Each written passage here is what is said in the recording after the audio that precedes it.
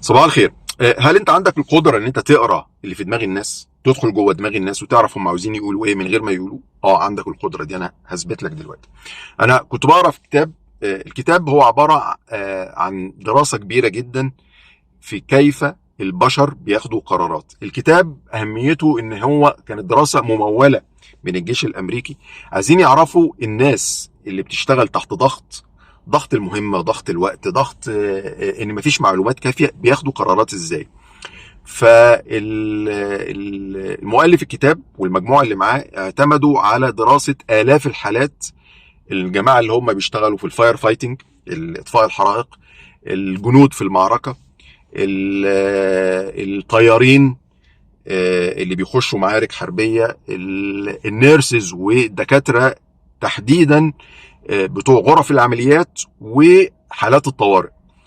هم درسوا الحالات اللي الناس بياخدوا قرارات حياة او موت. القرار اللي بياخدوه بيعتمد، ممكن يموت الراجل اللي قصاده او ان هو يعيش.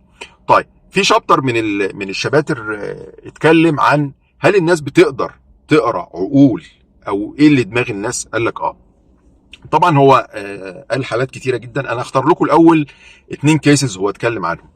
في كيس اتكلم عنها اللي هي وحتى هو سماها، قال لك سماها لعبه الشد القاتله. في غرفه العمليات الطبيب وهو بيجري العمليه طلب من طبيب التخدير انه يقلل الضغط بتاع العيان شويه، بس كده. هو ده الطلب فقط، ما اتكلمش عن حاجه تاني. فطبيب التخدير عمل ايه؟ هو عنده بروسيديرز كده، عنده اجراءات ان هو يقلل ضغط العيان، يديله دواء يقلل ضغطه شويه وبعدين يديله جرعه تانية يرفع الضغط. ليه؟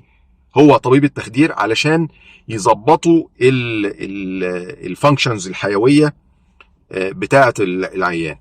بس هو ده ما كانش اللي عايزه الطبيب. فالطبيب فوجئ ان الضغط نزل وارتفع تاني، فقام قال لطبيب التخدير زود الجرعه شويه. بس هو طلب منه، قال له زود جرعه الدواء شويه. فالطبيب التخدير عمل نفس الحاجه تاني، قلل الضغط وارتفع تاني. المهم ان هو كل شويه يقول له، فهو التاني الطبيب مستغرب، طلب منه الطلب ده 3-4 مرات لحد ما العيان مات في ايديهم. فاكتشفوا ان طبيب التخدير بيدرسوا الحاله دي، اكتشفوا ان طبيب التخدير ده اول مره يشتغل مع الدكتور فما فهمش هو عاوز ايه. مع انه انت لو في التحقيق قال هو ما ادانيش كل الداتا اللي انا محتاجها، ما قاليش قلل الضغط فقط.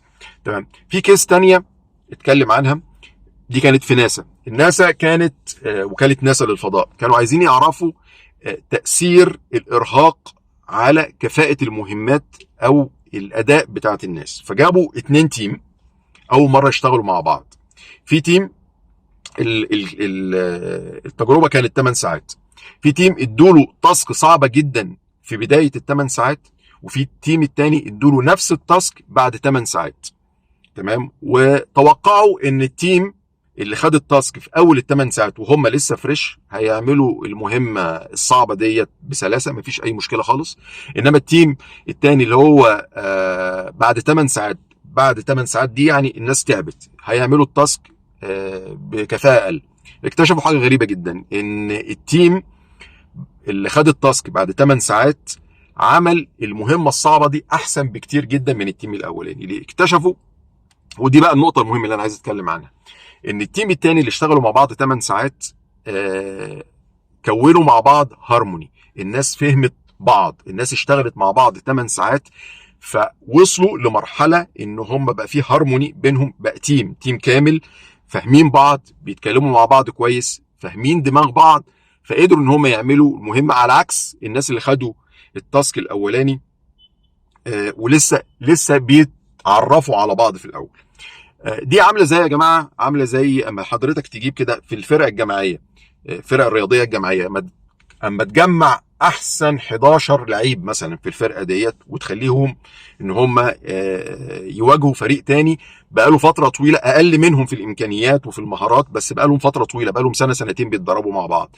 بيقول لك في معظم الحالات التيم اللي بقاله فتره طويله مع بعض هيشتغلوا مع بعض بصوره احسن، وهيلعبوا مع بعض بصوره احسن، وهيهزموا الفريق هي دي النقطة المهمة جدا يا جماعة. لا، الناس اوعى تهمل حته الهارموني بتاعت التيم بتاعت حضرتك في الشغل. تمام؟ انت حضرتك ممكن تكون قاعد في اجتماع، اتعودت على الناس، بقالك سنين بتشتغل معاهم، وانت قاعد في الاجتماع وانت بتبص في وشوشهم انت عارف هم بيفكروا في ايه. ده صحيح، ده بيحصل. تمام؟ لما حضرتك تكون مثلا مدير مشروع جديد، تمام، وجمعت فريق جديد، لازم حضرتك تبقى فاهم كويس جدا ان الفترة الاولانية في تجميع الفريق ديت، حتى لو هم احسن ناس في كل واحد في مهنته، لازم حضرتك تديهم الفرصة ان يحصل هارمو ما بينهم، ان هم يفهموا دماغ بعض من غير ما يتكلموا. خلي بالك انت حضرتك لما بتيجي تدي مهمه لواحد مثلا جونيور، واحد جديد عنك، مثلا واحد خبره عندك، المهمه، فبتقول له لو انت عايز بقى توصف المهمه مظبوط، تقول له المهمه دي الفيجن، دي الرؤيه بتاعت المهمه، واحنا عاوزين نعمل 1 2 3 4، وخلي بالك ان انت المفروض ما تعملش 1 2 3 4، وشكل المهمه او شكل المخرجات بتاعت المهمه هيبقى 1 2 3 4، وفي كونسترين وفي. ده انت لو حضرتك عاوز تدي توصيف كامل، بس انت مش هتبقى محتاج. الشخص اللي بيشتغل معاك فتره طويله انت مش محتاج ان انت تقول له كل دوت، انما الشخص اللي لسه اول مره يشتغل معاك هتضطر ان انت تقول له كده. تمام؟ الشخص اللي انت بيشتغل معاك فتره طويله هتقول له احنا عايزين نعمل 1 2 3 4، هو هيقرا دماغك لانه هو اتعود على حضرتك، اتعود على طريقه شغلك، عارف طريقه شغلك عامله ازاي، الكواليتي بتاعت الشغل اللي انت عاوزها عامله ازاي. هي كده يا جماعه، لازم ندي وقت طويل الناس تفهم بعض. اوعى تعتمد ان انت هتجيب احسن ناس في احسن حاجه وتحطهم مع بعض هيشتغلوا مع بعض من اول مره بطريقه كويسه. لازم تديهم فرصه. لازم اما يكون عندك شخص بتعينه او دخلته على التيم عندك، لازم تديله، تبقى حاطط في دماغك تديله الوقت المناسب ان هو يطبع على الفريق ان هو يتعود على الناس، يعرف يقرا هم عاوزين ايه.